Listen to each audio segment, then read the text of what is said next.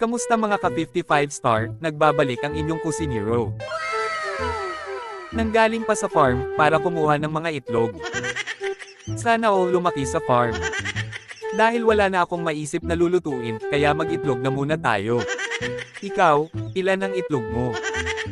Kasi, sa akin ay 3. At kaya 3, ay dahil kinuha ko na yung nag-iisang itlog mo. Isa sa akin, isa sa syota ko, at hating kapatid sa mga anak kong maaangas, pero magaganda. Ilagay ang sayote, na pamparami ng ulam. At antayin mo kung ulo, para sa mga may tiyaga, siguradong may 3 itlog na nilaga. Nilagyan ko na rin ng kwadradong manok, para maging manok na yung 3 itlog.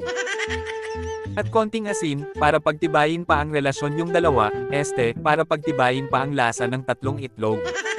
Ano, puro itlog ba? Ganon talaga, kasi itlog ang main ingredient, kaya mayroon tayong 3 itlog, baka gusto mo isama yung itlog mo, para 5 na ang nilagang itlog ko. Ngayon ay luto na, kaya patikiman na si boss, na hindi nabubusog. Yung tipong kakatapos lang kumain, at maghahanap pa ng didi. Ngayon ay inilagay ko na yung noodles na pampaaba ng buhay, at kalahating powder ng Lucky Me, para siguradong home-aba talaga ang buhay. At luto na, at ako'y uupo, gutom na po.